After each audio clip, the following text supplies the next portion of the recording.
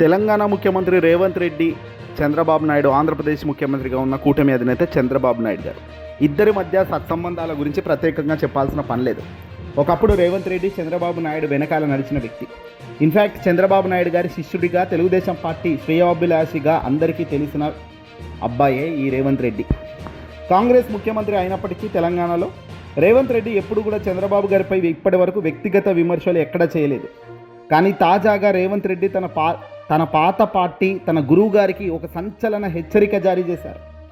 Telugu Desam party ఇప్పుడు పెను ప్రమాదంలో ఉంది అంటూ రేవంత్ రెడ్డి చేసిన వ్యాఖ్యలు ఇప్పుడు తెలుగు రాజకీయాల్లో సంచలన హాట్ టాపిక్గా మారాయి.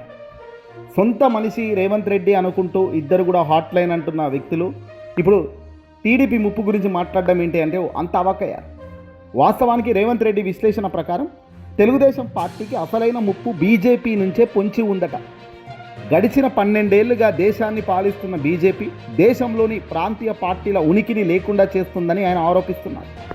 ప్రాంతీయ పార్టీలను చంపేసి కేవలం జాతీయ పార్టీల ఆధిపత్యం మాత్రమే ఉండాలని బీజేపీ కోరుకుంటుందని, ఆ లిస్టులో ఇప్పుడు టీడీపీ కూడా ఖచ్చితంగా చేరిందని ఆయన గట్టి హెచ్చరికలు జారీ చేశారు. కూటమిలో ఉన్నామని చంకలు గుద్దుకోవడం కాదు, మీకే పొంచి ఉన్న ముప్పును జాగ్రత్తగా మీరు గమనించుకోండి అంటూ ఆయన చెప్తున్నారు చంద్రబాబు నాయుడు గారికి. దీనికి రేవంత్ రెడ్డి కొన్ని బలమైన ఉదాహరణలు కూడా చూపిస్తున్నారు. మహారాష్ట్రలో అత్యంత శక్తివంతమైన శివసేన పార్టీని బీజేపీ ఎలా చీల్చిందో మనం చూసాము. అటు పంజాబ్లో అకాలీదళ్ పరిస్థితి కూడా ఇప్పుడు దయనీయంగా మారింది. అలాగే తమిళనాడులోని అన్నా డిఎంకే పార్టీని కూడా బీజేపీ తన గుప్పెట్లోకి తీసుకొని నిర్వీర్యం చేస్తుందని రేవంత్ రెడ్డి చెప్పుకొచ్చారు. ఇప్పుడు ఇదే స్కెచ్, ఇదే ప్లాన్ ఆంధ్రప్రదేశ్లో కూడా అమలయ్యే అవకాశం లేకపోలేదు అంటూ ఆయన ఆందోళన వ్యక్తం చేస్తున్నారు. దక్షిణ భారతదేశ ప్రయోజనాల విషయంలో ముఖ్యంగా నియోజకవర్గాల పునర్విభజన, డీలిమిటేషన్ వంటి అంశాల్లో బీజేపీకి మద్దతు ఇవ్వడం ద్వారా టీడీపీ తన సొంత గొయ్యి తామే తవ్వుకుంటున్నట్టు అవుతుందని రేవంత్ రెడ్డి అంటున్నారు. బీజేపీతో పొత్తు కొనసాగితే టీడీపీ పైన తన స్వతంత్ర ఉనికిని కోల్పోయే ప్రమాదం ఉంటుంది రాష్ట్రంలో.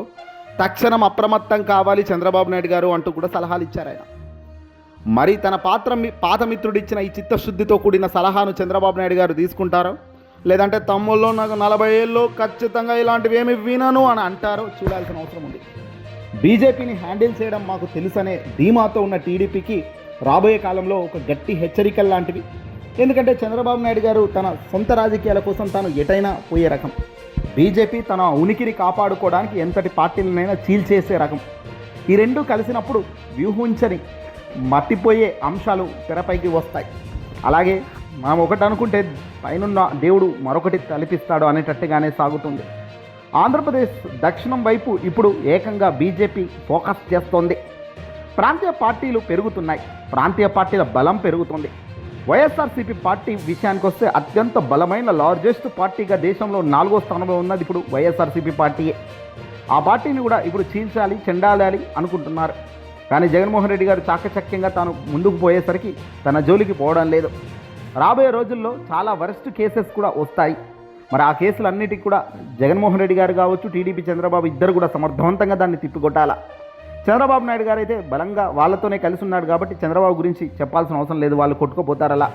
కానీ వైసీపీ ఇండిపెండెంట్గా ఉంటుంది. అందుకే జగన్ మొదటి నుంచి ప్రజాబలాన్నే కోరుకుంటున్నారు, ప్రజాబలాన్ని ఆయన పెంచుకుంటున్నారు. ఎప్పుడైతే ప్రజలు బలంగా ఉంటారో, ఎప్పుడైతే ప్రజలు నమ్మకంగా ఉంటారో, ఎప్పుడైతే ప్రజలు మన వైపు విశ్వాసంగా కలిగి ఉంటారో అప్పుడు ఎన్ని శక్తులు, ఎంత దారుణమైన శక్తులు వచ్చినా చీల్చే పరిస్థితి ఉండదు. జగన్మోహన్ రెడ్డి గారిపై ఎటువంటి సినారియోలైనా సరే బీజేపీకి తల వంచే పరిస్థితి అయితే ఉండదు. ఇక్కడ సినిమా రాబోయే కాలంలో మామూలుగా ఉండదు.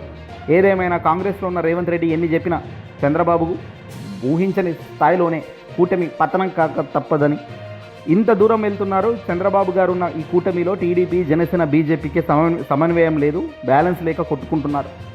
నిన్న మొన్న వర్మ గురించి మనం చెప్పాల్సిన అవసరం లేదు. వర్మ ప్రోటోకాల్ ఇష్యూ పెద్ద రచ్చ అవుతుంది.